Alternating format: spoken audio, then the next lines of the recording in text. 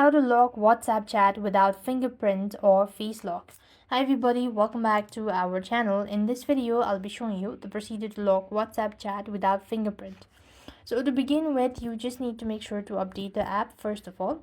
So open up your Play Store and on the search bar, type in WhatsApp. So if you locate update, then you want to click that out, or if it is completely updated, then click on the open button and log in.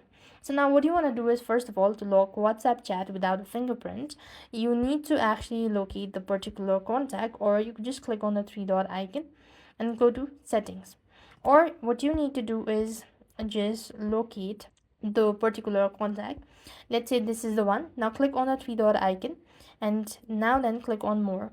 After which you could find this lock chat option, or else you could just go and long press onto it, click the three dot icon and click on lock chat. So now you have these confirmed to lock your chat. So I'm gonna use the pin and give a arrow icon, and then you'll be able to find this lock chat at the top of the screen.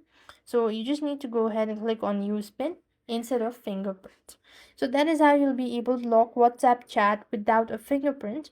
I hope the video was helpful. Make sure to like, share and subscribe. Thank you for watching. See you in the next video.